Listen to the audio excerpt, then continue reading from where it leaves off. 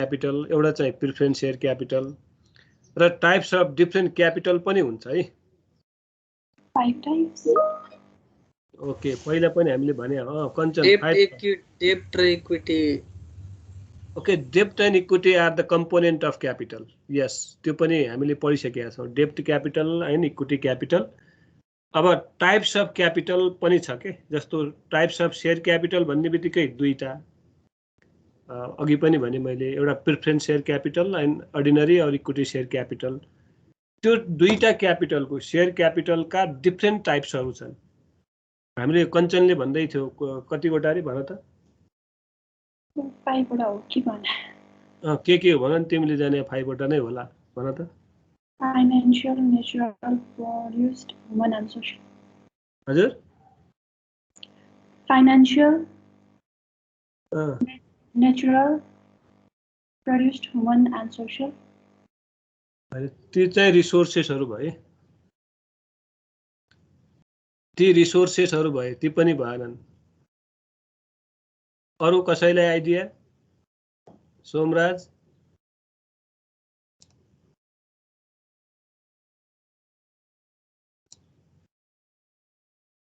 के गर्ने अब? म भन्न थालौँ त, यति मात्र, जम्मा 7 जना आए, 10 मिनट भयो, के गर्ने? वर्किङ क्यापिटल हो sir. Working capital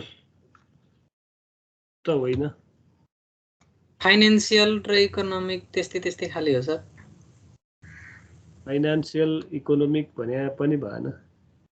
financial capital, economic capital भन्ने रहेछ नि सर। यो रिजर्भहरू हो सर। रिजर्भ एउटा टाइपमा रिजर्भ क्यापिटल पनि हो। Reserve capital, share capital, loan capital त्यस्तो हो सर। रिजर्भ चाहिँ एउटा पार्ट हो। अब लोन क्यापिटल, सेयर क्यापिटल त हामीले भन्यौँ कम्पोनेन्ट्सहरू भइहाले।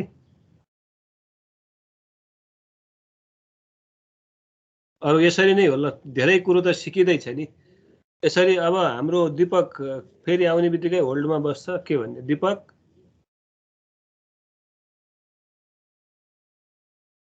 यो सेयर क्यापिटलसँगै रिलेटेड, यो +2 मा म्यानेजमेन्ट पढ्नेलाई त यो आउनुपर्ने हो। थोरै छ, त्यहाँ पनि डिटेल त छैन, तर यो इस्यु अफ सेयर क्यापिटल भन्ने च्याप्टरमा अलिकति यो, तर क्यापिटलको भेरी भेरी इम्पोर्टेन्ट पार्ट चाहिँ हुने हो। डिटेली हामीले बुझ्ने हो भने यो बुझ्न जरुरी छ, टाइप्स अफ क्यापिटल। दीपक, मैले भनिसकेपछि तिमीहरूले भन्छ भन्न सजिलो हो। ल अब यति नै आउने हुन् कि क्या हो? कति आउँछन् बिस्तारै भनौँ? भन्नु सर।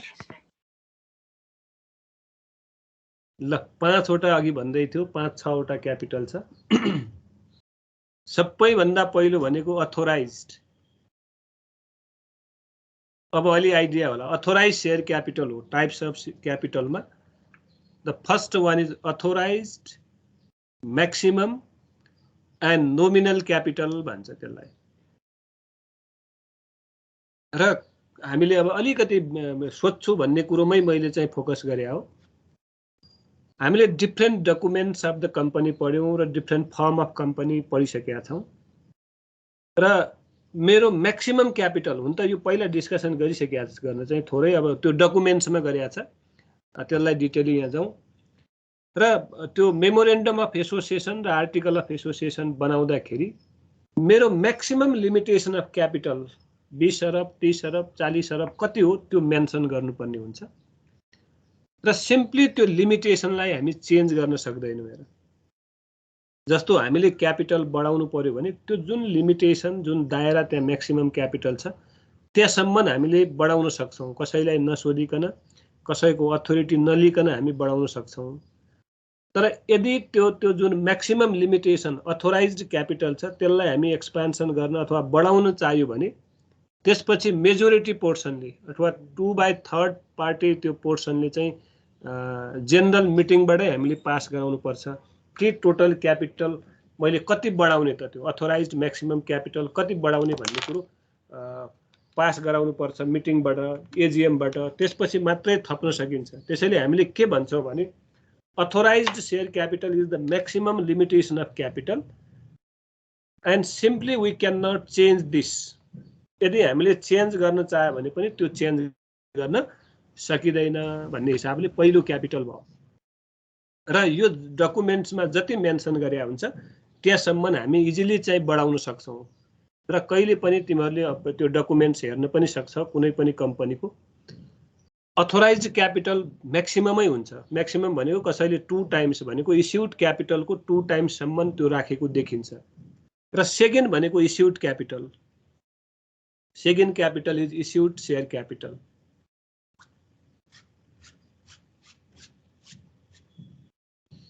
अब issued share capital is a part of authorised capital. It is equal to or less than never more than. मैले भने बुझ्यो? Issued share capital is a part of authorized capital and which is equal to or less than but never more than authorized capital. Authorized capital भन्दा बढी कहिले पनि हुँदैन, त्यो बराबर अथवा त्यो भन्दा कम हुन्छ। र अहिले पनि यो विभिन्न चाहिँ आइपिओ भर्दै छौ होला तिमीहरू पनि। र यसमा बिफोर त्यहाँ भर्नु भन्दा अगाडि त्यहाँ उ पठाएको हुन्छ डकुमेन्ट, मेमोरेन्डम एसोसिएसन, उसको प्रोस्पेक्टस के छ हेर भन्छ। त्यहाँ पनि मेन्सन भएको हुन्छ यसको अथोराइज्ड क्यापिटल यति हो र इस्युड क्यापिटल यति गर्यो मात्र यति छ भन्ने कुरो त्यहाँ मेन्सन गरेको हुन्छ। त्यसैले इस्युड क्यापिटल भनेको it is a part of authorised क्यापिटलकै पार्ट हो।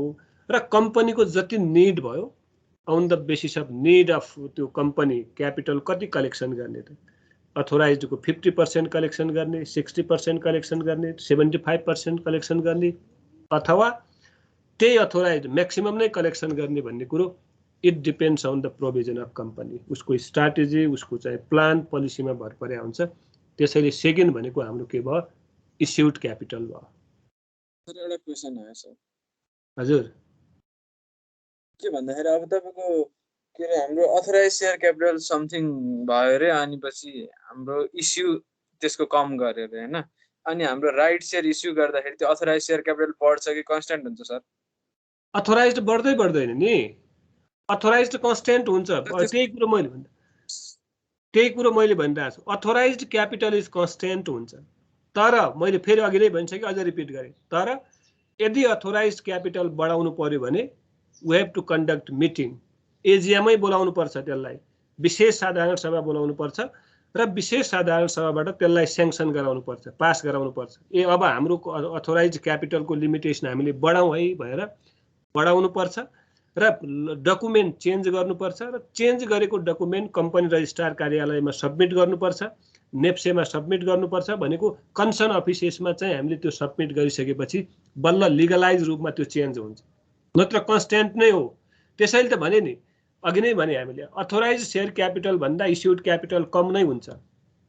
अब बढाउने माध्यम तिमीले भन्यौ, हामीले पढि पनि सकेका छ, राइट शेयर हो, बोनस शेयर हो।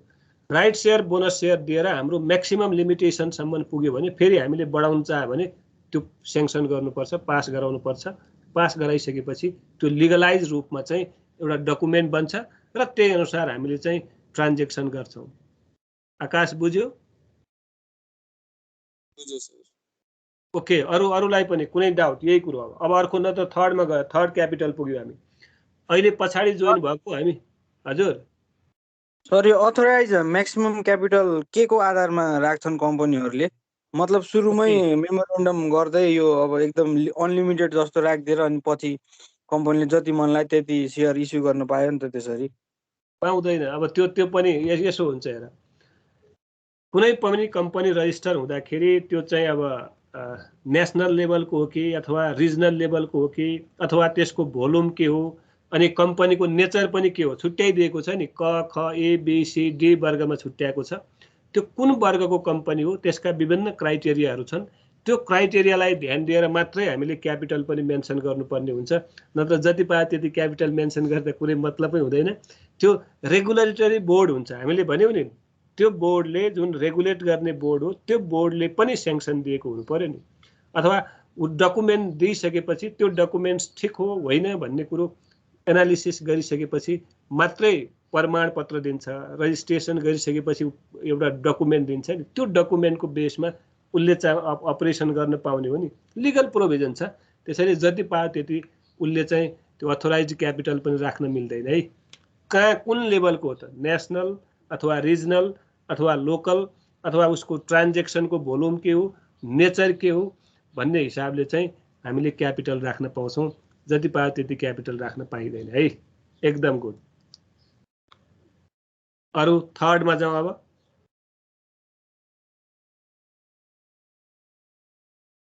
Third capital is subscription capital है। सब्सक्रिप्सन अब यो बुझ्न अहिले सबैले बुझ्छौ, मैले थोरै भन्दाखेरि नै बुझ्छौ। यो subscription capital is a actual collection money from different share holders. Application कति ड्रप गर्यो भन्ने हो। It may less than, more than और इक्वल टू अथोराइज्ड और इस्युड क्यापिटल। कहिलेकाहीँ हाम्रो अथोराइज्ड क्यापिटल भन्दा पनि बढी हुन सक्छ। जस्तो फर इक्जाम्पल हिजो अस्ति मात्रै हाम्रा शेयर इस्यु भएको छन्, प्राइमरी शेयर, मैले इक्जाम्पल दिएँ। कति टाइम्स बढी भन्छ त्यहाँ, 13 टाइम्स बढी, 14 टाइम्स बढी, 50 टाइम्स बढी भन्नेको के हो भने that is we call subscription हो। त्यो भने सब्सक्राइब्ड क्यापिटल भनेको टोटल एप्लिकेन्ट्सले नम्बर अफ एप्लिकेसन कति ड्रप गर्यो, this much is we call subscribed capital. यो कम पनि हुन सक्छ, बढी पनि हुन सक्छ, बराबर पनि हुन सक्छ। दिस इज एप्लिकेसन मनी हो। एप्लिकेसनसँग रिसिभ भएको total amount is called subscribed capital. भनेको कुरो बुझ्यो कि बुझेन? जस्तो मानौ, फेरि मैले थोरै रिपिट गरेँ। मानौ ए भन्ने कम्पनीले हिजो अस्ति नै के ज्ञादी स्यादी आज लास्ट डेट छ भनेर मेसेज आछ। ज्ञादीले, ज्ञादी कि के कम्पनी छ है हेर, त्यसले मानौ हाम्रो 1 अरबकै भनौँ, कति मैले ठ्याक्कै एक्ज्याक्टली त्यसको मैले हेरेन, 1 अरबको लागि कम्पनीले शेयर मार्केटमा इस्यु गर्न चाह्यो भने दैट इज इस्युड क्यापिटल है। माथि हामीले भन्यौ नि एक्ज्याक्टली कम्पनीले कति चाहिँ अफर गर्यो डिफ्रेन्ट पब्लिकलाई, त्यो चाहिँ इस्युड शेयर क्यापिटल भयो। अब त्यो अफर गरेको भन्दा कम पनि आउन सक्छ मार्केटबाट, त्यसलाई अन्डर सब्सक्रिप्सन भन्छ। बराबर पनि आउन सक्छ, त्यसलाई इक्वल सब्सक्रिप्सन भन्न सक्छ, र बढी पनि आउन सक्छ, त्यसलाई ओभर सब्सक्रिप्सन भन्छ। त्यसैले there are 3 types of subscription.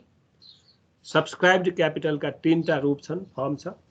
एउटा मिनिमम सब्सक्रिप्सन, एउटा इक्वल सब्सक्रिप्सन, मिनिमम भनेको अन्डर सब्सक्रिप्सन पनि भन्छ है, अन्डर सब्सक्रिप्सन, इक्वल सब्सक्रिप्सन और ओभर सब्सक्रिप्सन। बुझ्यो यो सब्सक्राइब्ड क्यापिटल?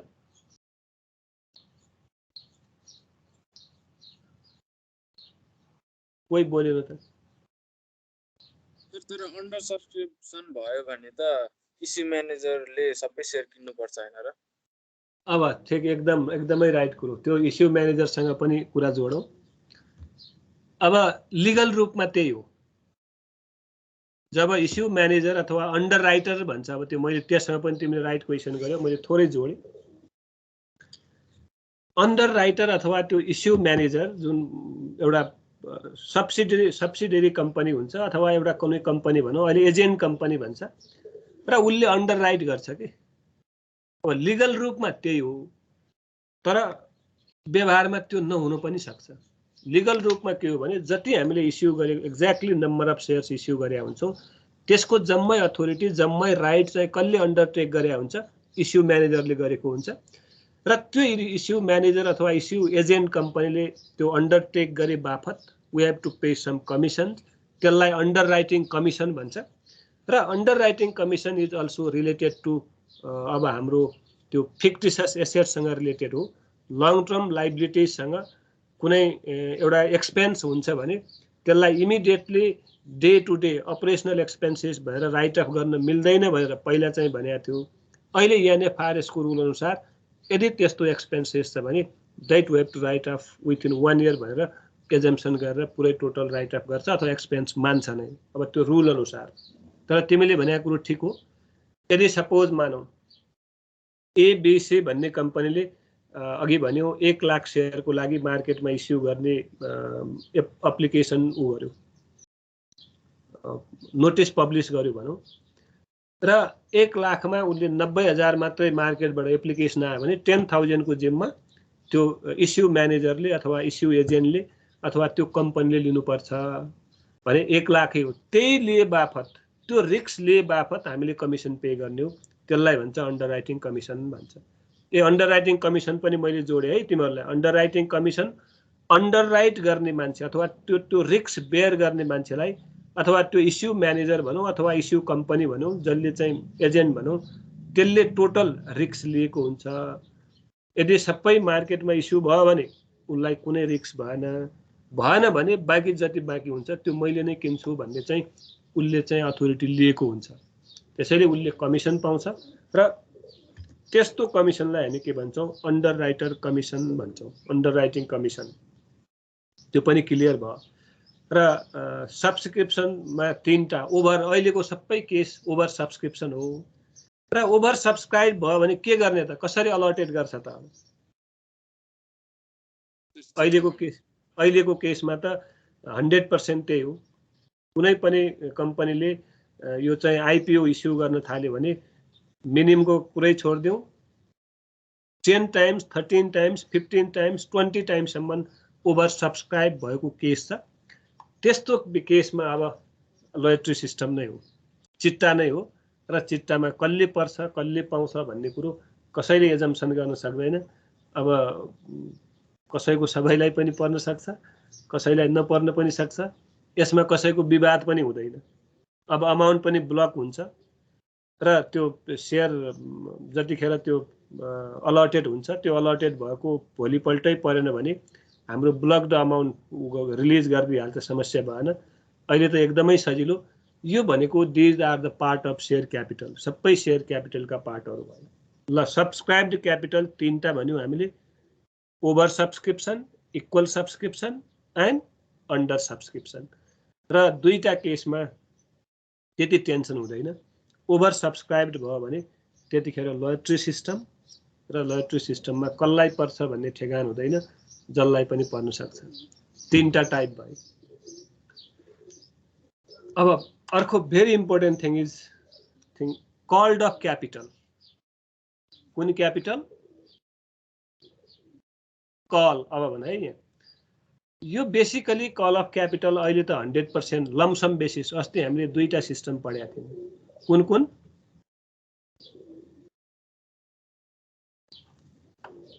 कोही बोल्यो त?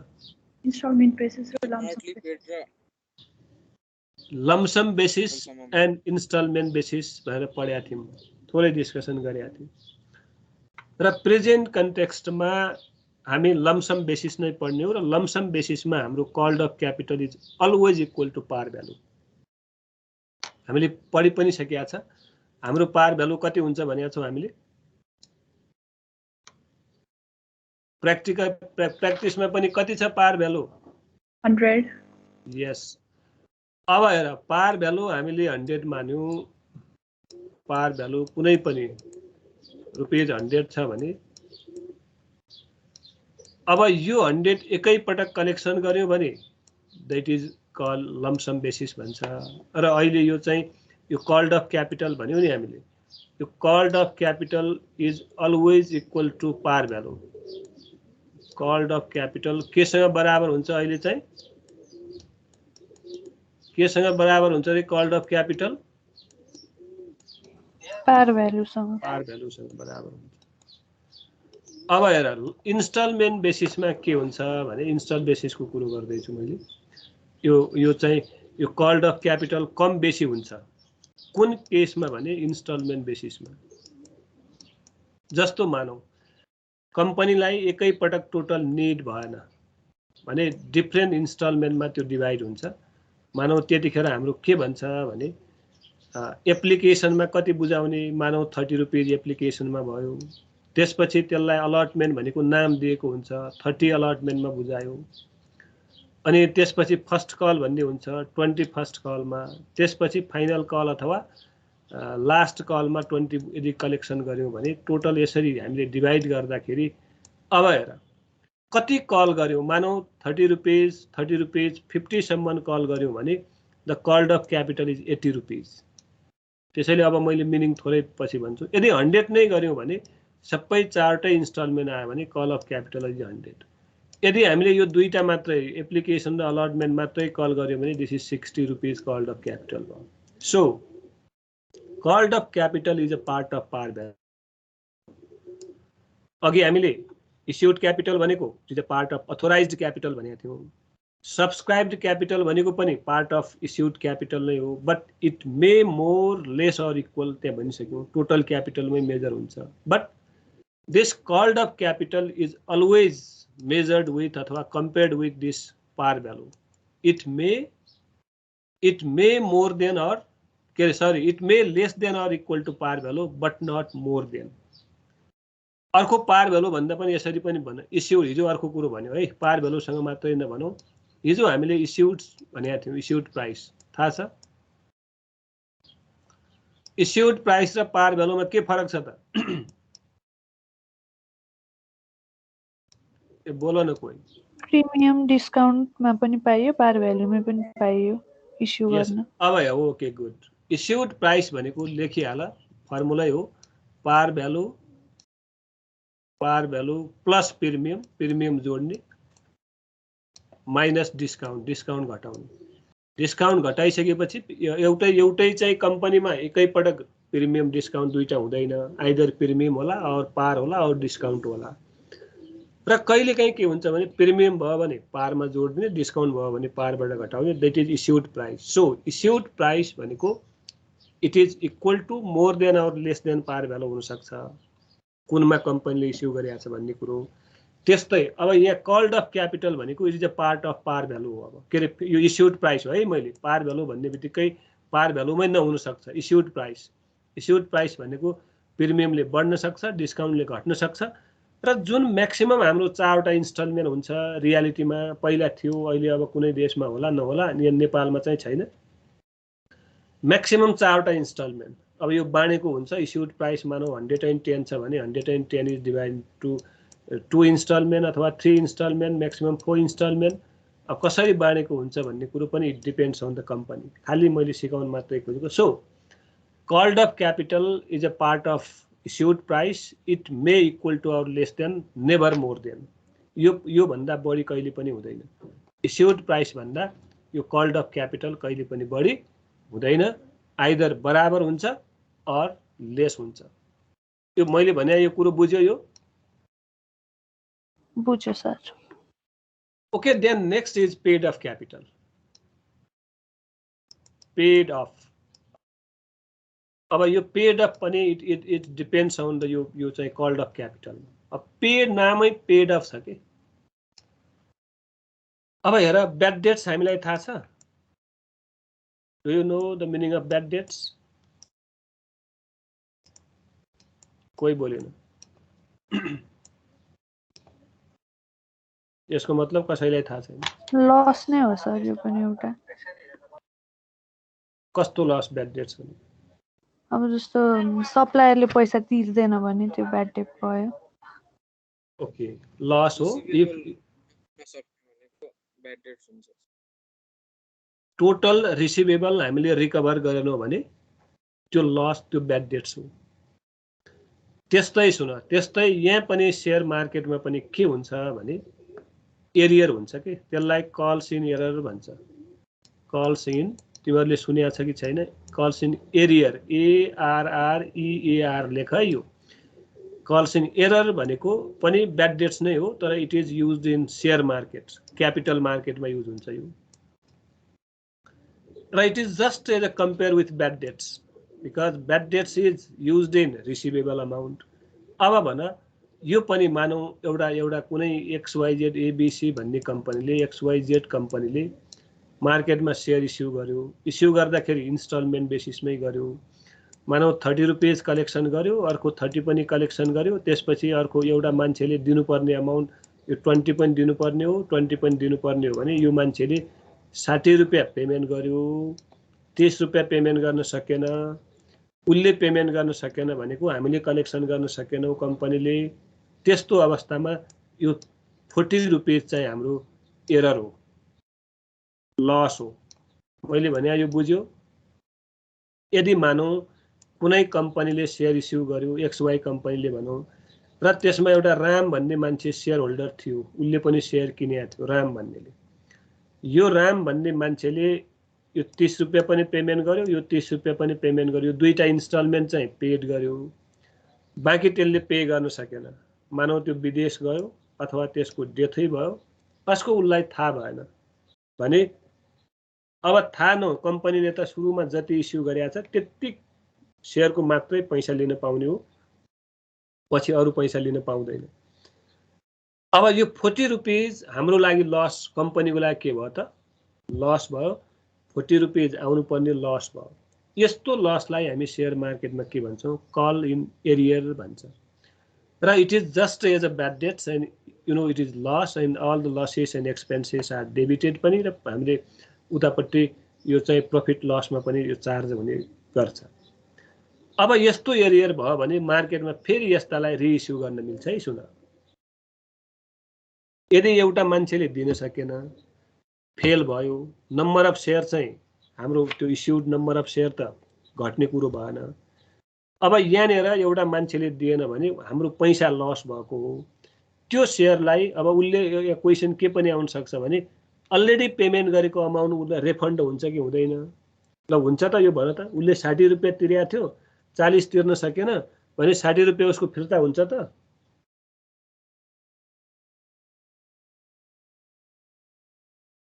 मैले भने बुझेन क्या हो? यदि कुनै मान्छेले अब मानौ सुन, राम भन्ने मान्छे मैले भनेको छु, उसले 1000 सेयर किनेको थियो मानौ, 1000 मा उसले एप्लिकेसनको 30 रुपैयाँ पनि पेमेन्ट गर्यो, अलटमेन्टको 30 रुपैयाँ पनि पेमेन्ट गर्यो, अरू चाहिँ पेमेन्ट गर्न सकेन भने, यो 40 रुपैयाँ पेमेन्ट गर्न सकेन भने हाम्रो त रिसिभेबल अमाउन्ट कम भयो नि। पाउनु पर्ने हामीले चाहिँ टोटल मल्टिप्लाई गर्ने हो भने 1000 सेयर इन्टु 100 नै पाउने हो टोटलमा कन्भर्ट गर्दाखेरि। तर हामीले चाहिँ कति मात्रै पायौँ त? 1000 सेयर्स, त्यो मान्छेले 60 रुपैयाँ मात्रै दियो, यति मात्रै कलेक्सन गर्यौँ भने अब यो already collected amount is refunded or return to shareholders or not? मेरो क्वेसन यो हो, यो रिटर्न हुन्छ कि हुँदैन? हुँदैन। Never refunded. Already collected amount from different shareholders is not refunded if any shareholders fail to pay total dues amount. Total dues amount त्यसले payment गर्न सकेन भने अलरेडी उसले पे गरेको अमाउन्ट फिर्ता हुँदैन। फिर्ता हुँदैन भने that is the gain of company. किन गेन हो भने यसले त यो कम्पनीले त 1000 सेयर पछि पनि मार्केटमा त्यसलाई रिइस्यु गर्न पाउँछ। रिइस्यु गर्न पाउने भएर जति कलेक्टेड अलरेडी कलेक्टेड अमाउन्ट हो त्यो चाहिँ हाम्रो के हो त? शुद्ध गेन हुन जान्छ, कम्पनीलाई बेनिफिट भएको हो। र अब यस्ता विभिन्न ट्रान्जेक्सनहरू हामीले चाहिँ अकाउन्टिङमा रेकर्ड पनि गर्छौँ। कसरी रेकर्ड गर्ने, के हुन्छ, पैसा कसरी आयो, यो कुरो अस्ति अलिअलि इन जेनरल कुरो हामीले पैसा आउँदाखेरि के हुन्छ। अब यो लस भयो भने के होला त? मानौ जस्तो ब्याड डेट्स रिटर्न अफको जर्नल एन्ट्री के थियो त? थाहा छ कसैलाई कि बिर्सिया छ? Bad debts written off.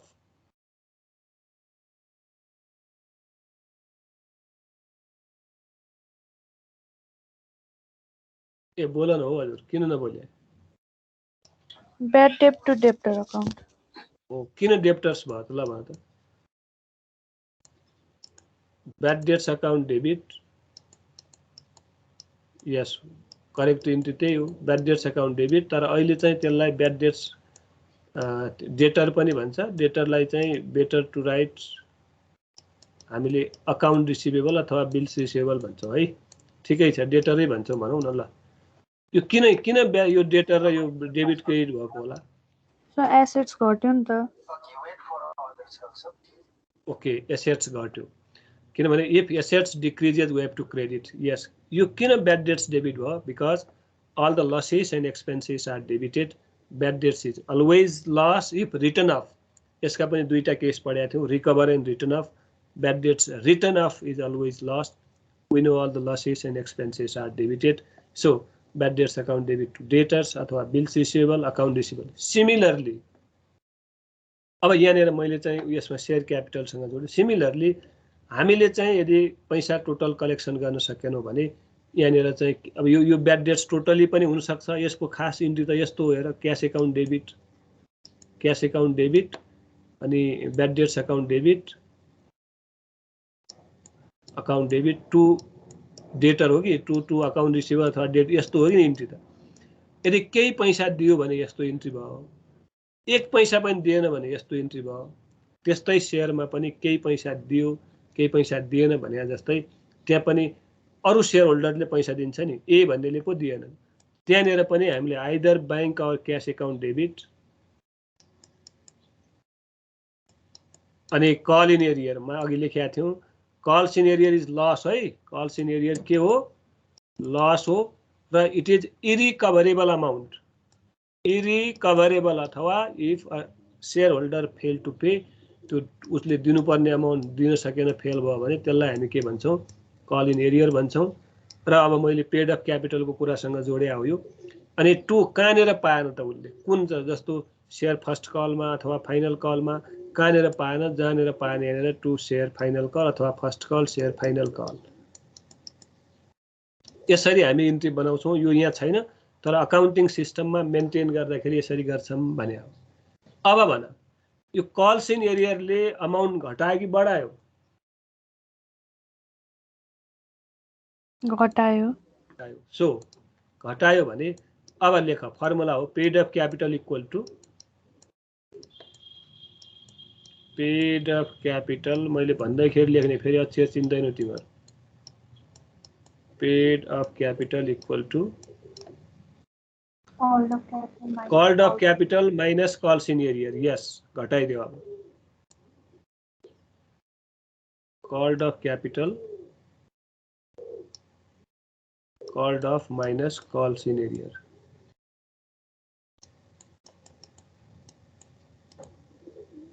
Okay, this is formula.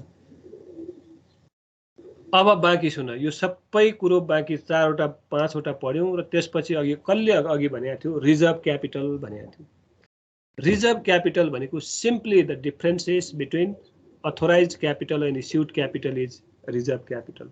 उसले चाहिँ पछि त्यो जुन बाँकी सपोज मानौँ हामीले चाहिँ 1 लाख सेयर चाहिँ हाम्रो अथोराइज क्यापिटलमा हामीले त्यो डकुमेन्टमा मेन्सन गरेका छौँ, मेरो अथोराइज यति हुन्छ भनेर, तर हामीले 90,000 सेयर मात्रै मार्केटमा इस्यु गर्यौँ भने यो जति डिफरेन्स छ, this is known as reserve capital.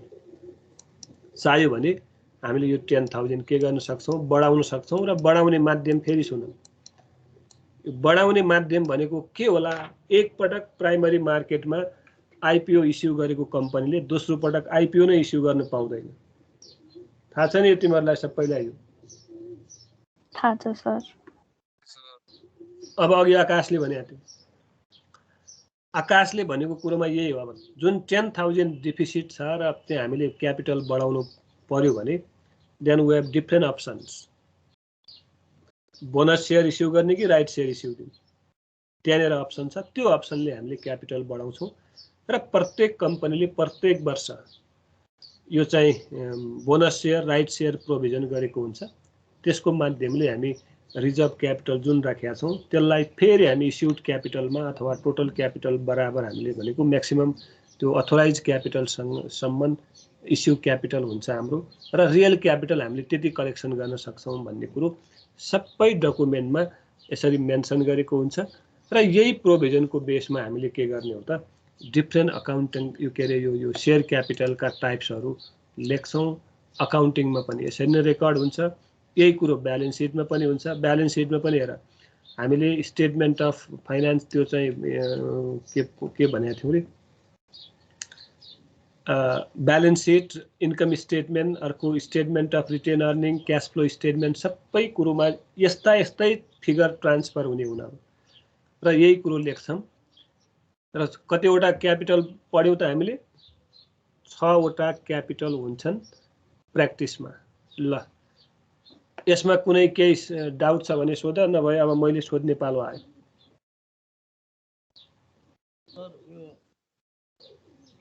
हजुर, को बोलिएको थियो? आवाजै सुन्दैन,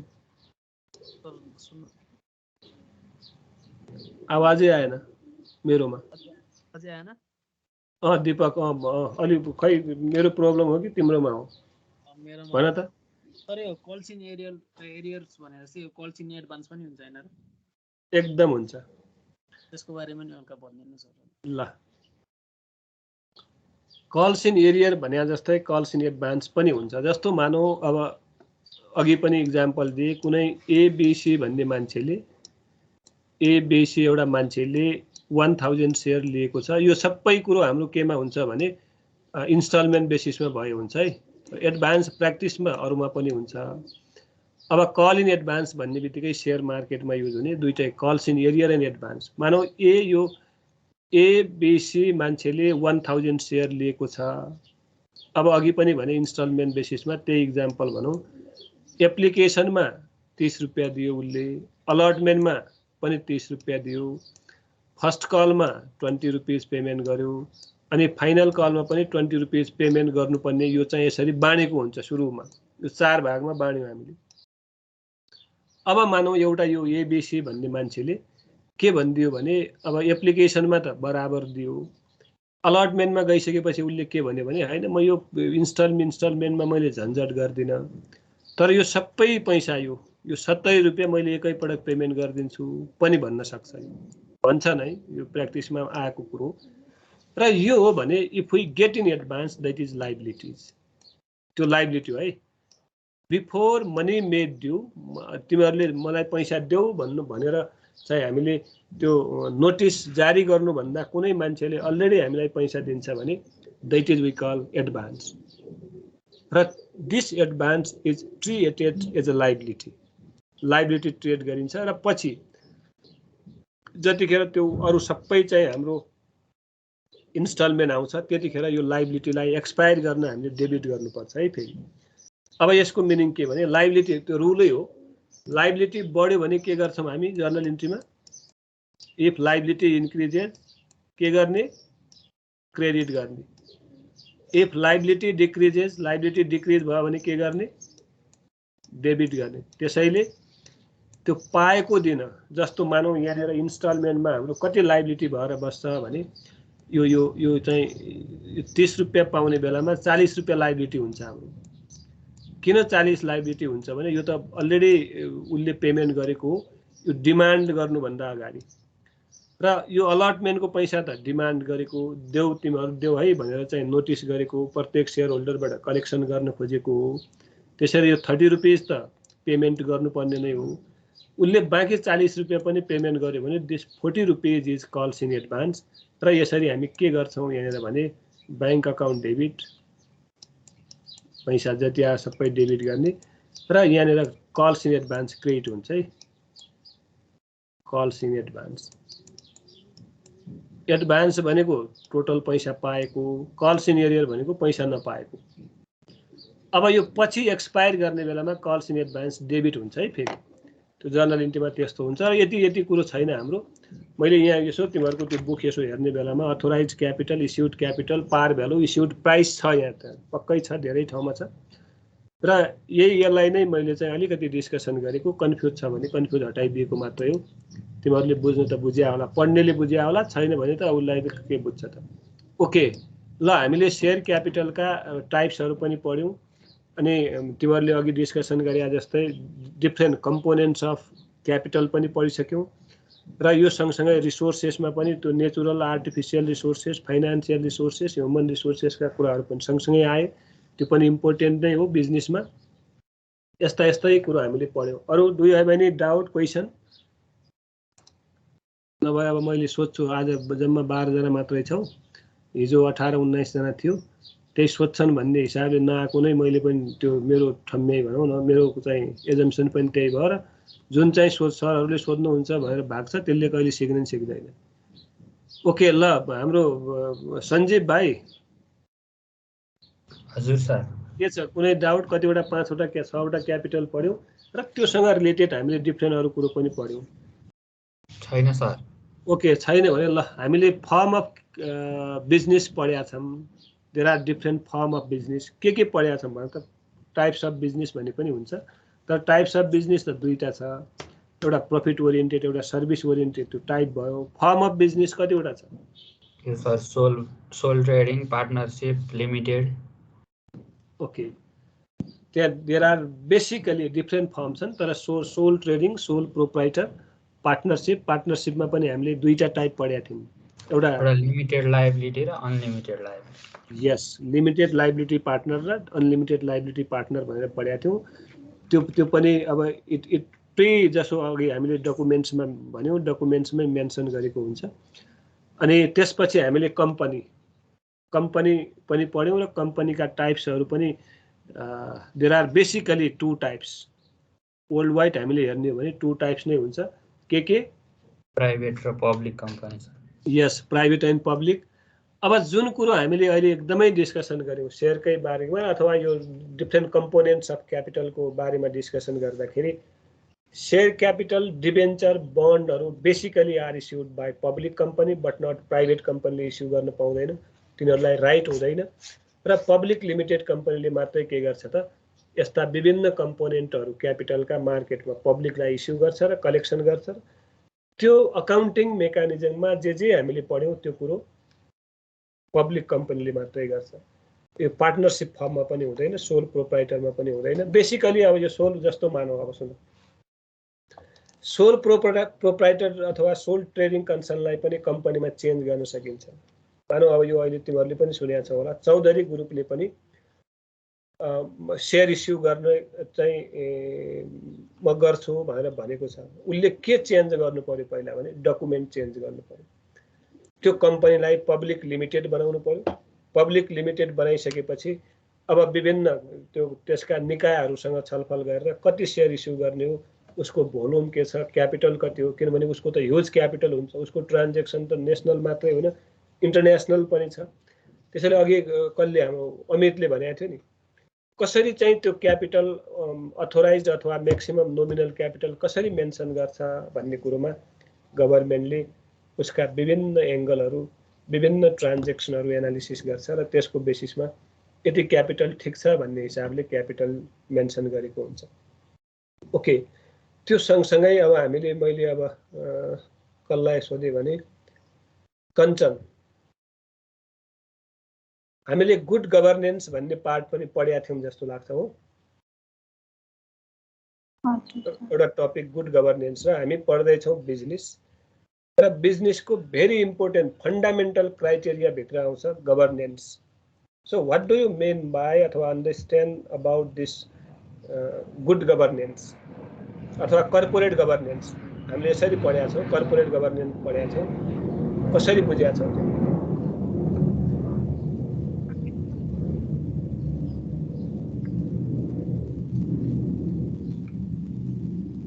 बोल न, के भयो? सर, यो चाहिँ बिजनेसलाई डाइरेक्ट गर्ने र म्यानेज गर्ने हुन्छ हैन, प्रोसेस र स्ट्रक्चर हुन्छ बिजनेस एडभान्स गर्नको लागि। ओके, कर्पोरेट गभर्नेन्स अथवा गुड गभर्नेन्स भनेको सिस्टम नै हो, सिस्टम हो, रुल हो, रेगुलेसन्स हो, र which are set pre set by the company. र यसमा अब त्यहाँ यो बुझ्नको लागि त डिफ्रेन्ट हाम्रा कम्पनीका लेभलहरू, ह्युमन रिसोर्स, बेसिकली कसले गभर्नेन्स गर्ने हो, हु गभर्न भनेको ह्युमन रिसोर्सेसले गभर्न गर्ने हो। र त्यो ड्युटी, अथोरिटी, रिस्पोन्सिबिलिटी पनि कसले लिएको हुन्छ, ह्युमन रिसोर्सेसले नै लिएको र दिएको पनि हुन्छ। र त्यो रिस्पोन्सिबिलिटी अनुसार काम भएको छ छैन, र हाम्रो सिस्टम के हो, त्यो सिस्टम अनुसार काम भएको छ कि छैन, र भएन भने किन भएन, र त्यसलाई इम्प्रुभ गर्नु अथवा त्यसलाई चेन्ज गर्नु के मेकानिजम हामीले इम्प्लिमेन्ट गर्नुपर्छ त। यस्ता विभिन्न कुरोहरू हाम्रा कहाँ आउँछन् त, गभर्नेन्स भित्र आउँछ। र त्यो गभर्नेन्समा हामीले सायद मलाई लाग्छ there are different pillars of good governance पढेका थियौँ। मैले अब मिस्टर जीवन घिमिरे, जीवन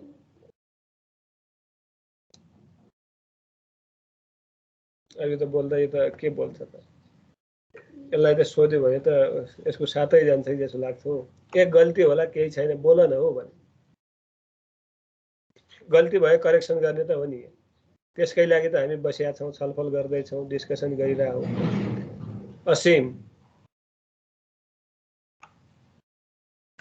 Yes, sir. Okay. What are the pillars of good governance?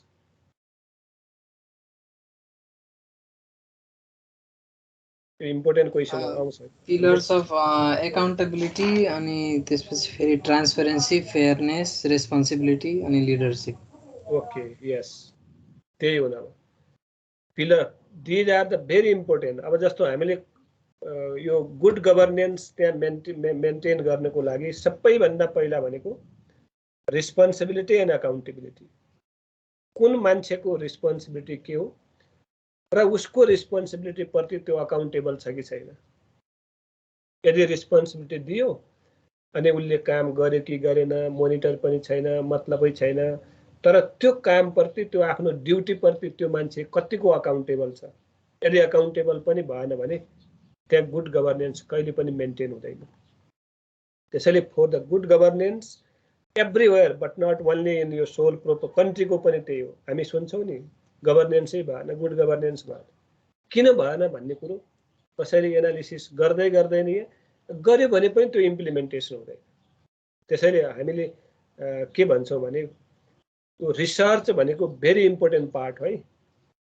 तिमीहरू पनि भोलि रिसर्च गर्नुपर्ने हुन्छ, विभिन्न नयाँ कुरो चाहिँ फाइन्ड आउट गर्नुपर्ने हुन्छ. त्यो रिसर्च गरिसकेपछि रिजल्ट के आयो, त्यो रिजल्टको बेसमा हामीले इम्प्लिमेन्टेसन गर्न सकेनौँ र इम्प्लिमेन्टेसन भएर पनि इभ्यालुएसन भएन भने त्यसको कुनै अर्थै हुँदैन. त्यसैले गुड गभर्नेन्स मेन्टेन गर्नुको लागि ड्युटी रिस्पोन्सिबिलिटी दिनु पर्यो र त्यो ड्युटी रिस्पोन्सिबिलिटी दिएको उसले प्रोपर एकम्प्लिस भएको छ कि छैन, जुन भनेको कुरा इम्प्लिमेन्ट भएको छ कि छैन भनेर मोनिटरिङ गर्ने मेकानिजम भनेको त्यहाँ लिडरसिप पनि हो. अब र एभ्रिवेयर जुनसुकै सेक्टरमा पनि लिडरसिपको इम्पोर्टेन्ट रोल हुन्छ. किन लिड गर्ने नै लिडरले हो. प्लान, पोलिसी, स्ट्राटेजी फर्मुलेसन गर्ने नै लिडरले हो. तर एकै लिडरले होइन है. फेरि भिजनरी लिडर छ भने, फार साइटेड छ भने उसले के गर्नुपर्ने हुन्छ. हामीले अस्ति थोरै भने पनि थियौँ जस्तो लाग्यो. कलेक्टिभ आइडिया लिनुपर्छ कि कन्सर्न मान्छेलाई बोलाएर त्यो कन्सर्न मान्छेको भ्यू यो गर्छौँ है हामी, तर यो गर्दाखेरि के होला त, तिमीहरूको आइडिया के छ, के प्लान छ, के भिजन छ भनेर कलेक्टिभ वेमा हामीले डिसिजन मेकिङ गऱ्यौँ भने अलवेज त्यो 100% इम्प्लिमेन्टेसन हुन्छ. त्यसलाई MBO भन्छ. अब म्यानेजमेन्ट बाई अब्जेक्टिभ भने हो त्यो है. पछि थ्योरिटिकल हामी पढ्छौँ अर्को उसमा. MBO यसको फुल फर्म के? Management by objective. प्रत्येक मान्छेको अब्जेक्टिभ कलेक्सन गर्ने, भ्यू कलेक्सन गर्ने, आइडिया कलेक्सन गर्ने. त्यो आइडियाको बेसमा हामीले चाहिँ यदि प्लान बनायौँ, पोलिसी बनायौँ भने कसैले नास्ति गर्दैन. मानौँ सपोज अब हुन त यहाँ पनि एउटा अलि विडम्बना कुरो छ. सबैभन्दा संसारमा म्यानेज गर्ने भनेको ह्युमन रिसोर्सेसलाई नै गाह्रो हो, अरूलाई त समस्यै छैन. अब नन लिभिङ थिङ्सलाई के म्यानेज गर्ने, बिचरा जहाँ फालिदियो जे गरिदियो मतलबै हुँदैन. लिभिङ थिङ्समा पनि human resources is too difficult to manage. अब मानौँ हामीले नै यहाँ भनौँ न, अहिले कतिजना छौँ यहाँ हामी, म सहित 13 जना भयो. हामीले के भन्यौँ भने ल हिजो पनि त प्लानै बनायो नि, भोलि हामी डिस्कसन गर्छौँ है. ल तिमीहरू अलिअलि पढेर आउने. यहाँ हिजो 18 जना थिए, 19 जना थिए, अनि आज चाहिँ 12 जना मात्रै छ भने अब हेर यो प्लानै हो. यसलाई हामी यो it is a very important part of decision मेकिङकै हो. अब 12 जनाले मानिदियो, पढेर आछ छैनौ त्यो पनि मलाई थाहा छैन, तर मान्यौ नि. एटलिस्ट चाहिँ के भयो भने पार्टिसिपेसन त भयो नि. अब जुन हिजो आएको 6 जना आज पार्टिसिपेसन भएन, ड्यु टु डिफ्रेन्ट कजेज होला. तर यहाँ चाहिँ यदि डिसिजन मेकिङमा के हुन्छ भने हामीले हिजो यो प्लान बनाएको थियौँ, तर यो प्लान तिनीहरूलाई मन परेन, त्यही भएर पार्टिसिपेट भएन. They are not responsible. तिनीहरू रिस्पोन्सिबलै छैन, अकाउन्टेबलै छैन, आफ्नै बनाएको प्लानप्रति अकाउन्टेबल छैन भन्ने कुरो हामीले एनालिसिस गर्ने. त्यस्तै कम्पनीमा there are so many types of human resources. Top level, middle level, low level, more than 1000 people are engage together. प्रत्येकको चाहिँ के फरक हुन्छ भनेको छौँ हामीले. पर्सेप्सन फरक हुन्छ, प्रत्येकको एजुकेसन फरक हुन्छ, प्रत्येकको स्किल फरक हुन्छ, पर्सेप्सन नै फरक भनौँ न. अब अहिले पनि हामी 12-13 जनामा पनि मैले बोल्दाखेरि कसैले चाहिँ पोजिटिभ पर्सेप्सन गरेर होला, म त म्यानेजमेन्टको स्टुडेन्ट है, मैले भन्ने कुरो मात्रै भने हो। अब यो त्यो सबै तिम्रो कुरो, कसैले चाहिँ पोजिटिभ होइन है बेकार यो यस्तै बोल्ने भनेर नेगेटिभ पर्सिभ पनि गरिरहेको छ। त्यसैले पर्सेप्सन भनेको भेरी इम्पोर्टेन्ट थिङ हो। कुनै पनि मान्छेको प्रोग्रेसको लागि, अपलिफ्टको लागि perception is the important thing. त्यसैले यहाँनिर म्यानेजमेन्टमा अब्जेक्टिभ भनेको के भने प्रत्येक स्टेक होल्डरबाट हामीले अब सबै मान्छेलाई त्यहाँ कलेक्सन गर्न सकिँदैन। अर्को त्यसैले लाइन म्यानेजर हुन्छ। यो अब पछि पढ्छौँ हामी, लाइन म्यानेजर हुन्छ र भनेको एउटा डिपार्टमेन्ट हुन्छ। त्यो पहिला पढिसकेका छ हामीले। यो देयर आर डिफ्रेन्ट डिपार्टमेन्ट्स। यो डिपार्टमेन्टको हेडलाई है, डिपार्टमेन्ट हेडलाई के गरेको हुन्छ, बोलाएको हुन्छ र डिपार्टमेन्ट हेड यदि डाइरेक्टली डिसिजन मेकिङमा इन्भल्भ छ भने उसले आफ्ना सबअर्डिनेट्सलाई उसले पनि के गर्नुपर्छ त, बोलाएर यस्तो यस्तो हुँदैछ भन्नुपर्ने हुन्छ। अब त्यहाँ तिमीहरूले कम्युनिकेसन पढिसकेका छौ अथवा पढ्छौँ हामी, नेक्स्ट केही छैन। Communication downward and upward communication हुन्छ। Top level to middle level, middle level to top level हामीले कम्युनिकेसन गर्नै पर्ने हुन्छ। अब प्लान बनायौँ, यो बनाएको प्लान प्रोपरली हामीले कम्युनिकेसन गर्नुपर्ने मान्छेलाई कम्युनिकेसन गरिदिएन भने त्यसको कुनै अर्थै हुँदैन।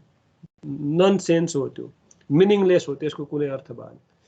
त्यसैले म्यानेजमेन्टले के भन्छ भने we must communicate all the information, all the decision, all the strategy to different stakeholders properly on time। फेरि आज हामीले जस्तो मानौँ हिजो हामीले सोध्छौँ भनेका थियौँ, आज सोध्ने हो। कहिलेकाहीँ के भन्छौँ, ल तयारी गर है, अब प्रेजेन्टेसन आफ्टर 1 विक हामी प्रेजेन्टेसन गर्छौँ भने त्यो इन्फर्मेसन हामीले सबैले स्टुडेन्टलाई दिनु पर्यो, स्टुडेन्टले बुझ्नु पर्यो। फेरि कम्युनिकेसनको मिनिङ यो होइन कि भन्ने मान्छेले फरर भनेर गयो तर त्यहाँ भएका डिफ्रेन्ट पार्टिसिपेन्टहरूले बुझ्दिएन भने पनि कम्युनिकेसन होइन। Communication must be understandable by both parties. भनेको भन्ने मान्छेले पनि स्पष्ट भनिदिनु पर्यो, सुन्ने मान्छेले पनि स्पष्ट जे भन्न खोजेको हो त्यो सुन्यो भने द्याट इज कम्युनिकेसन। अब भन्नेले एकातिर भन्यो, सुन्नेले बेग्लै कुरो भन्यो, then that is we call communication error. र कम्युनिकेसन इरर हुने पनि देयर आर डिफ्रेन्ट कजेस छन्। अब यो सबै हामीले जे मैले अहिले भने it depends on the strategy, the rule, the plan of the company र यो गुड गभर्नेन्स भित्र आउँछ। त्यसैले मैले यहाँनिर फोकस गरेको के भने लिडरको सबैभन्दा इम्पोर्टेन्ट रोल हुन्छ how to lead, how to manage, how to motivate different human resources. र भनिसके प्रत्येक मान्छेको पर्सेप्सन, प्रत्येक मान्छेको थिङ्किङ, प्रत्येक मान्छेको निड फरक हुनसक्छ।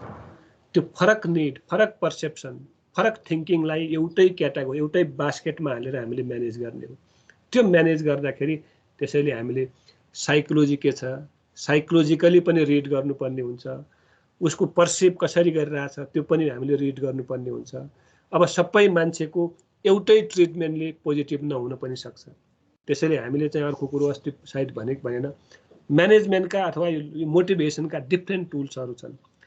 इनलार्ज गरेर मोटिभेट हुन्छ कि इनरिच गरेर मोटिभेट हुन्छ। भनेको मतलब फाइनान्सियल चाहिँ सपोर्ट गरेर मोटिभेसन हुने मान्छे पनि हुन्छन्, फाइनान्सियल सपोर्टले होइन कि अथवा उसको चाहिँ त्यो रिकग्निसन, उसको पोस्ट, उसको अपग्रेड, प्रमोसनले पनि कोही मान्छे के हुन्छ नि त मोटिभेसन हुन्छ। अब त्यो मोटिभेट हुने विभिन्न फ्याक्टरहरू, विभिन्न टुल्सहरू हामीले युज गर्न सकिन्छ, युज गर्नुपर्छ। त्यो पनि हामी पढ्छौँ। यसले के हुन्छ त एउटा गुड चाहिँ कर्पोरेट गभर्नेन्स चाहिँ मेन्टेन गर्न सकिन्छ भन्ने कुरो। अनि त्यस 3टा कुरो भयो है। फेरि हजुर एउटा क्वेसन लिडरशिपको केसमा आयो मलाई हैन, त्यहाँनिर बिओडी को चेयरम्यान र सिइओ एउटै मान्छे हुनु हुँदैन भन्छ नि, अब किन होला सर? एकदमै गुड क्वेसन। हुन त हामी यो अर्को सेमिस्टरमा पढ्थ्यौँ तर यो गुड गभर्नेन्ससँग जोडिएकोले मैले भनेर राम्रो क्वेसन पनि भयो। किन हुन्छ ल सामान्यतया भनौँ न, चेयरम्यान बेसिकली अहिले त के पनि भनिदिएको छ, त्यो मात्रै होइन, अहिले त के भनिएको छ भने चेयरम्यान चाहिँ इन्भेस्टरबाट सिलेक्सन भएर आउँछ, सिइओ भने इन्भेस्टरबाट हुँदैन, आउट अफ द इन्भेस्टर हुन्छ। किन हुन्छ यो? अब त्यहाँ चाहिँ विभिन्न एजिङ प्रब्लमहरू त्यो नेक्स्ट इयर हामी पढ्छौँ जस्तो लाग्छ। एजेन्सी प्रब्लमहरू के पढिसक्यो यहाँ छैन है? एजेन्सी प्रब्लम त पढ्यौँ हामीले, त्यो त पढिसकेका छौँ। अब यो किन हुन्छ भने जस्तो मानौँ त्यही कुरो म भन्दैछु कि एजेन्सी प्रब्लमकै पार्ट हो। त्यहाँ यदि सबै सेयर होल्डर मात्रै हाम्रो म्यानेजमेन्ट प्रोसेसमा अथवा लिडरसिपमा इन्भल्भ भयो भने तिनीहरूले आफ्नो मात्रै बेनिफिट हेर्छ, अरूको बेनिफिट हेर्न सक्दैन। एउटा कारण त्यो हो। अनि अर्को कारण के भने चेयरम्यान सबै सर्वेसर्वा नहुन पनि सक्छ। हामीले भन्यौँ नि, अघि पनि भन्यौँ, एमबिओ म्यानेजमेन्ट बाई अब्जेक्टिभ भन्यौँ। र इन्भेस्टर मान्छे सबै त्यति क्वालिफाइड त्यति स्किल्ड नहुन पनि सक्छन्। तर सिइओ चिफ एक्जिक्युटिभ अफिसर भनेको स्किल्ड क्वालिफाइड एक्सपिरियन्स मान्छे नै चाहिन्छ। त्यो हिसाबले चेयरम्यान र हाम्रो सिइओ फरक। अब यो प्राइभेटमा त एउटै हुनसक्छ, हामी अहिले प्राइभेटको कुरा नगरे हो है, प्राइभेटमा त एउटै हुनसक्छ। यो सोल प्रोप्राइटरमा त्यही होला, पार्टनरसिपमा पनि कहिलेकाहीँ एउटै हुनसक्छ। र इभन यो तिमीहरूको यो प्राइभेट कम्पनीमा पनि सेयर होल्डर फरक फरक भएको केसमा पनि एउटै हुन पनि सक्छ। तर कम्पनीमा एउटै हुँदैन। नहुने कारण मैले भने इन्भेस्टर त्यति स्किल्ड नहुन सक्छ, क्वालिफाइड नहुन सक्छ, एक्सपिरियन्स नहुन सक्छ।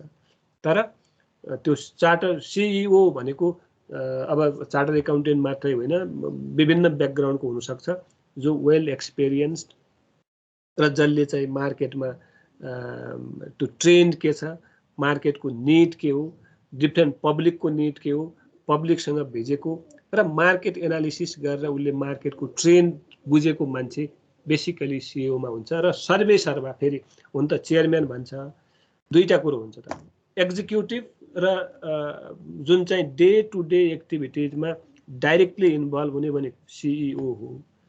तर कुनै मिटिङमा अब डिसिजन गर्नु पर्यो, ठुल्ठुलो डिसिजन, एउटै चाहिँ त्यो सिइओले डिसिजन गर्न सक्दैन भने देन अब त्यहाँ कोर बोर्ड हुन्छ। बोर्ड चाहिँ उसले बोर्डको मिटिङ बस्छ। त्यो मिटिङमा चाहिँ त्यो विभिन्न एजेन्डाहरू राखिन्छन्। त एजेन्डाको बारेमा छलफल भइसकेपछि त्यो डिसिजन भएर त्यो इम्प्लिमेन्टेसन गराउने काम पनि सिइओको नै हुन्छ। तर उसले नसक्ने, उसलाई अथोरिटी नदिएको यस्तो हुन्छ। कुनै पनि डिसिजनको पनि अथोरिटी दिएको हुन्छ कि यति उसम्म डिसिजन गर्न तिमीले पाउँछौ। त्योभन्दा बढी कुनै समस्या आयो र डिसाइड गर्नु पर्यो भने then we have to conduct board survey. All in all भने बोर्ड हो है। फेरि सबैभन्दा माथि सेयर होल्डर हो, सेयर होल्डर भन्दा माथि कोही हुँदैन। सेयर होल्डर भन्दा मुनि चाहिँ बोर्ड हुन्छ।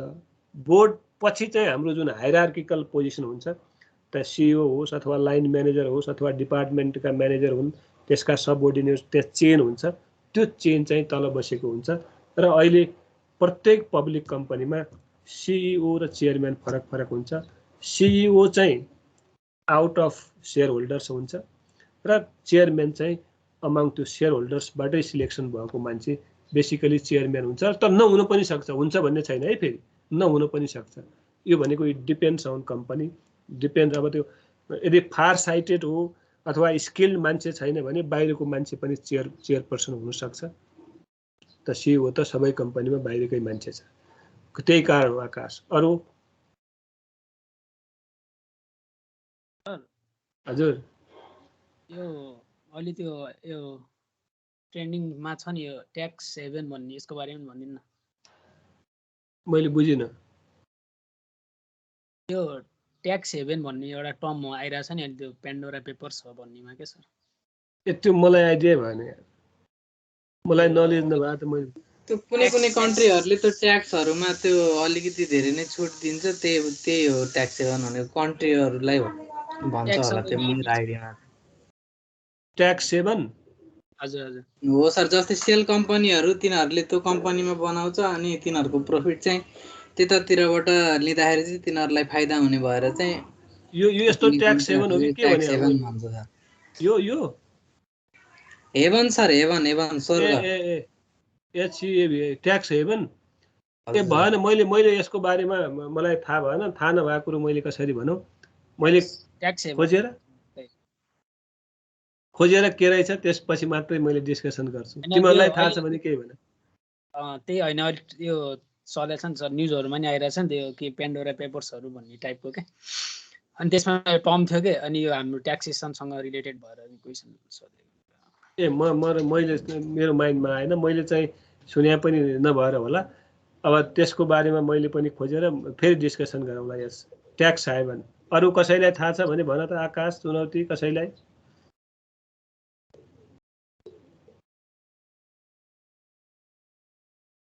कोही बोलेन। थाहा भएन सर। आकाशलाई? No idea sir. No idea. मलाई नि आइडिया भएन। बेसिकली नेपाल कन्टेक्स्टमा पनि छैन। मैले यो कोर्स अनुसार छैन, तर आई विल त्यो सर्च है। मैले चाहिँ स्टडी गर्छु। केही भेट्यो अथवा केही भयो भने त्यसको बारेमा हामी डिस्कसन गरौँला। केही छैन। ओके ल, अरु केही? ए अझै बाँकी छ अर्को। यो गुड गभर्नेन्स सँगै हामीले कतिवटा भन्यौं, कतिवटा पिलर भन्यौं त। लिडरशिपको बारेमा डिटेली हामीले डिस्कसन गर्यौं। यसरी लिडरशिप गर्दा, यसरी चाहिँ प्लान बनाउँदा, यसरी जाँदाखेरि बेटर वेले चाहिँ हामी जान सक्छौं भन्यौं। अकाउन्टेबिलिटी, रिस्पोन्सिबिलिटीका कुराहरू भइहाल्यो। अर्को फेयरनेस भनेको हामीले चाहिँ बायस हुनु हुँदैन है। त्यो लिडरले पनि बायस हुनु हुँदैन। बायसनेस 100% बायसनेस भयो भने गुड गभर्नेन्स हुन्छ। अब यहाँ त 100% होइन, 100% चाहिँ बायसै हुन्छन्। बेसिकली यहाँ चाहिँ नेपाल कन्टेक्स्टमा अथवा हुन त अरू ठाउँमा पनि होला। जब मान्छे कुनै प्रति बायस हुन्छ भने त्यहाँ गुड गभर्नेन्स कहिले पनि मेन्टेन हुँदैन र रिजल्ट पनि राम्रो आउँदैन। जुन टार्गेट सेट गरेका हुन्छौँ त्यो टार्गेट मिट गर्नको लागि हामीले ट्रान्सप्यारेन्ट वेमा, अर्को ट्रान्सप्यारेन्सी पनि छ, ट्रान्सप्यारेन्ट वेमा अनि हामीले टोटली बायसलेस भएर, बायस जिरो बायस भएर हामीले काम गर्यौं। हामीले त्यही अनुसारको अथोरिटी दियौं, त्यही अनुसार मोनिटरिङ गर्यौं, त्यही अनुसार चाहिँ अकाउन्टेबल पनि भयौं भने गुड गभर्नेन्स मेन्टेन गर्न सकिन्छ। अब यहाँ चाहिँ त्यो पोस्ट दिँदा पनि मेरो चाहिँ रिलेटिभ, मेरो नातेदार, मेरो फलानो भएर हामी पोस्ट दियौं भने त्यहाँ कहिले पनि गुड गभर्नेन्स मेन्टेन नहुन सक्छ। हुँदैन भन्ने त होइन, नहुन सक्छ। कहिलेकाहीँ राम्रो पनि हुन सक्छ फेरि। किन फेरि अर्को कुरो के भन्छ भने म्यानेजमेन्टमा, टप लेभल म्यानेजमेन्टमा त्यो केमिस्ट्री मिल्ने मान्छे भयो, त्यो सिक्वेन्स मिल्ने मान्छे भयो, एउटै भ्यू मिल्ने, एउटै आइडिया मिल्ने मान्छेहरूको सिलेक्सन भयो भने बेटर वेमा चाहिँ जान सक्छ। अब त्यो रिलेटिभ हुने बित्तिकै अब चाहिँ फेरि अरू खतम, हामी मात्रै ठिक हो भन्ने हिसाबले गयो भने गुड गभर्नेन्स मेन्टेन नहुन पनि सक्छ। त्यसैले गुड गभर्नेन्सका पिलरमा हामीले अकाउन्टेबिलिटी, रिस्पोन्सिबिलिटी, ट्रान्सप्यारेन्सी र फेयरनेस अनि अर्को चाहिँ हामीले लिडरशिप, यो कुरोहरू भयो भने पक्कै पनि एभ्रिवेयर, यो घरमा पनि हो, परिवारमा, यो सोसाइटीमा, यो कन्ट्रीमा, यो अर्गनाइजेसनमा सबै यस्तै कुरोहरू हामीले लागू गर्न सक्यौँ भने कुनै समस्या नहुन सक्छ। अब लागू भएन, काम एकातिर, प्लान अर्कोतिर, इम्प्लिमेन्टेसन अर्कैतिर, मोनिटरिङ छँदै छैन, इभ्यालुएसन नै छैन, रिवार्ड पनिसमेन्टको कुरै छैन भने कहिले पनि गुड गभर्नेन्स मेन्टेन गर्न सकिँदैन। ओके, गुड गभर्नेन्सका कुराहरू त्यो भयो। अर्को हामीले पढेका थियौँ, अब सोधौँ हामीले, कर्पोरेट सोसल रेस्पोन्सिबिलिटीका कुराहरू पनि पढेका थियौँ। अब यो पनि it is related to company नै, कम्पनीसँगै रिलेटेड भएको कुरो हो। के हो त यो? मैले कसलाई सोधौँ? अब यो जीवनलाई भनेर साध्यै छैन, सजगलाई सोध्यौँ। सजग। हजुर सर। कर्पोरेट सोशल रेस्पोन्सिबिलिटी पनि it is a part of company अथवा it is a part of management, part of leadership हो। र what do you mean by this? Sir, corporate social responsibility भने चाहिँ अब यो ठुल्ठुलो कर्पोरेसनहरूलाई चाहिँ गभर्मेन्टले अब आफ्नो प्रफिट कि आफ्नो बजेटको सर्टेन पर्सेन्टेज चाहिँ यस्तो सोसल कामहरूमा, अब सोसल वर्कहरूमा लाउनुपर्छ भन्ने रुल बनाएको छ। अनि यो रुल मात्र होइन, अब कति कम्पनीले चाहिँ आफ्नो ब्रान्ड इमेज राम्रो होस्, आफ्नो ब्रान्डको नाम चलोस् भनेर यत्तिकै पनि गरिरहेको हुन्छन्। त्यो चाहिँ कर्पोरेट सोसल रेस्पोन्सिबिलिटी हो। Okay, good, very good. एउटा कर्पोरेटले आफ्नो त्यो चाहिँ certain percentage of income at any cost अब रुल नै बनाएको छ। र रुल नबनाए पनि अहिले चाहिँ मानौँ सपोज हामीले कुनै प्राइभेट अर्गनाइजेसन, यो उसकै कुरा गरौँ, चौधरी ग्रुपकै कुरा गरौँ, चौधरी ग्रुपले पनि आफ्नो सर्टेन पर्सेन्टेज अफ त्यो प्रफिटको डिफ्रेन्ट ठाउँमा इन्भेस्टमेन्ट गरेको देखिन्छ। अब मानौँ नवलपरासीको शाश्वत धाम नै भनौँ न, धेरै गा होला, त्यहाँ गा छ होइन? कोही बोलेन त, कोही त उताकै पनि होला हो।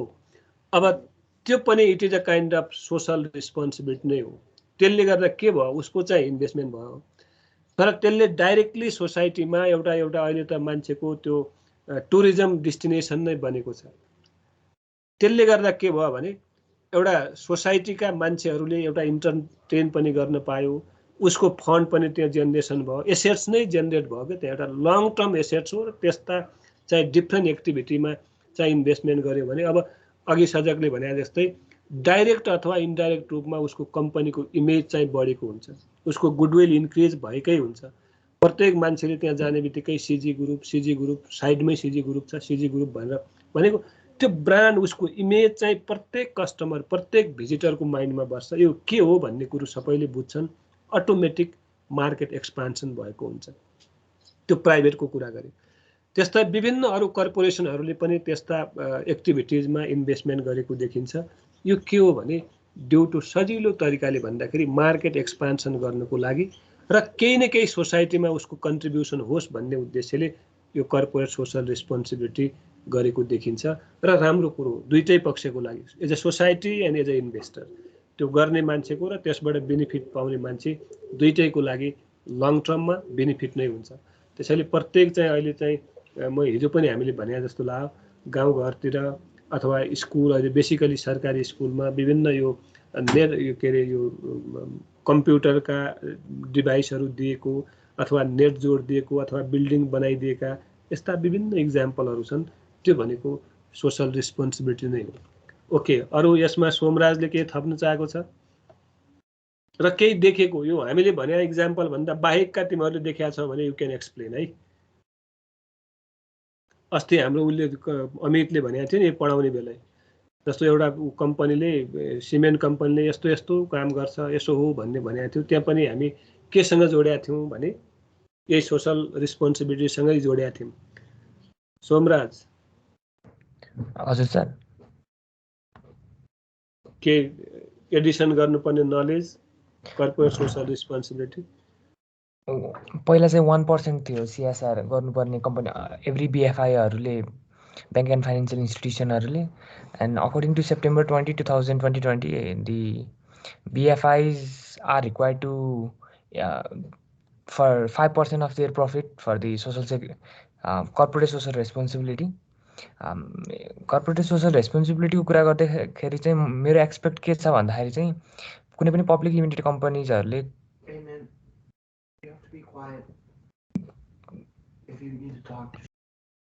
भन न भन।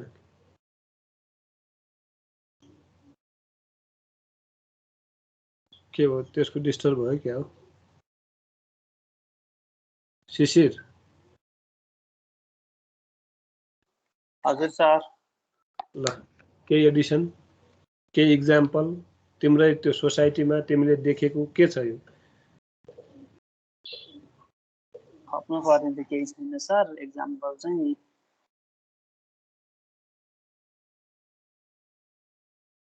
एक्जाम्पलै भन नि त, एक्जाम्पल के छ? कर्पोरेटले कहिलेकाहीँ अब यसै पनि रोड सोड त्यो एरियाको बाटोहरू बनाइदिइरहेको हुन्छ।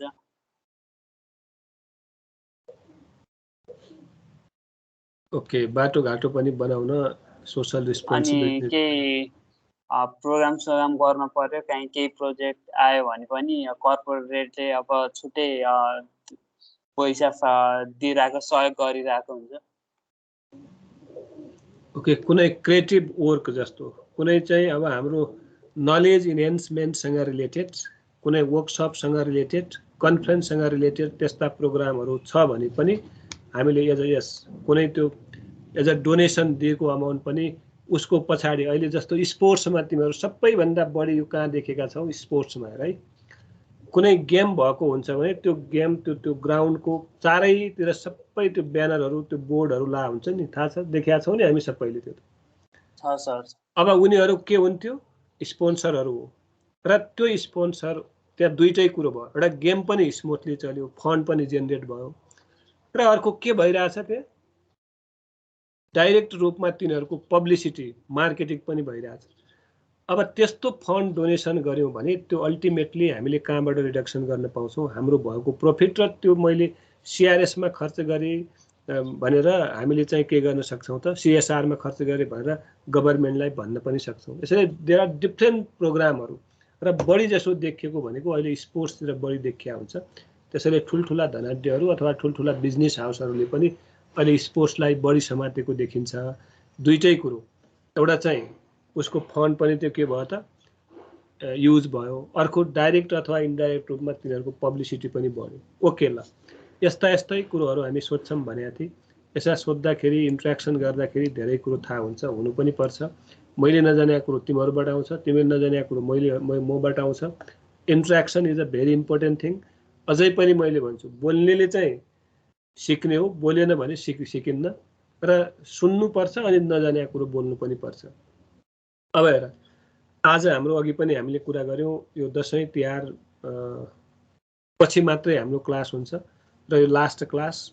यसमा मैले चाहिँ सम्पूर्ण भाइ बहिनी विद्यार्थीहरूलाई दसैँ तिहार, नेपाल सम्वत, छठ, हाम्रो 4वटा चाहिँ फेस्टिभलहरू आउँछन्। त्यो पनि विभिन्न सोसाइटीहरूले विभिन्न एङ्गलबाट, विभिन्न पर्सेप्सनबाट, विभिन्न धार्मिक आस्थाको बेसमा बना हुन्छ। यो भनेको टोटल भगवानकै लागि पूजाआजा गर्ने कम्प्लिट 1 महिना भनेको एकदमै मान्छेको आस्था। प्रत्येक चाहिँ हामी बेसिकली हिन्दू मान्छेको फेस्टिभल हुनेहरू दसैँ तिहार अनि नेपाल सम्वत, छठ। मेरो व्यक्तिगत तर्फबाट सबैलाई एकदमै यो फेस्टिभ मोडको हार्दिक चाहिँ शुभकामना। यसले सबैको चाहिँ हाम्रो माइन्ड एकदमै फ्रेस होस् अनि देवी दुर्गाले हामीलाई चाहिँ सद्बुद्धि दिउन् भन्ने शुभकामना पनि दिन चाहन्छु है। राम्ररी बनाउने, किन फेरि अर्को कुरो हामी यस्तो फेस्टिभ मोडमा अलिकति चाहिँ दायाँ बायाँ यताउति नगर्ने। अहिले त कोभिड पनि छ, कोभिडमा त्यस्तो खासै हुँदैन र विभिन्न यो दसैँ तिहारमा एक्सटेन्ड भएका घटनाहरू धेरै छन्। त्यस्ता एक्टिभिटिजमा हामी इन्भल्भ नहौँ, त्यो पनि मैले तिमीहरूलाई सजेसन गराएँ। ओके, ल अब एटेन्डेन्स लिँदै सिद्ध्यौँ। Roll number 1 2 3 4।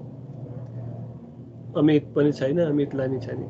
ए आशुतोष रिमाल त रहेछ आज, कहाँबाट यसको सवारी भएर चाहिँ होल्डमा बसिया छ। रिमालजी, रिमाल, अमित छैन, अनिश खरिल पनि छैन। अघि अमित आएको थियो, कता हरायो? अनि असीम, आशुतोष छैन। बेजोन, यस सर। अनि चुनौती, दीपक, यस सर। जीवन, घिमिरे बोलेन होइन, त्यो कहाँ बोल्छ त्यो मान्छे? कञ्चन, हजुर सर। मनिष, महेश, मनिषहरू छन् कि छैनन् आज? महेश एन्ड मनिष छैन सर। दुइटै छैन होइन, बिचरा के गर्ने। अनि नरेश पनि छैन, निशान पनि छैन। नेसन छैन त्यो पनि। नेसन, निलमको सर बिहान टिकट थियो भन्दै थिए, घर जाने। ओके, प्रकाश त छैन। सविता जिरेल पनि छैन। सजग छन्, सञ्जीव पनि छन्। सरोज त छैनन्। अब यो कहाँ, यसको पत्ता केही छैन, कता हरायो? शिशिर पनि छ, सोमराज पनि छ। श्वेता छन्। हेर, हिजो त्यसले दसैँको बारेमा गफ गरौँला सर भन्दै थिए, आज त्यही मान्छे आएन। दसैँको बारेमा प्लान बनाउला भने कि गफ गरौँला भन्थिन् तिमीले, आज त्यही मान्छे छैन। ओके, ल बाइ। हजुर, तपाईले सोध्छु भनिदिनु भयो अनि अब मैले त यसो सुन न, अब यसमा मैले अघि पनि भने नि, म त म्यानेजमेन्टसँग रिलेटेड।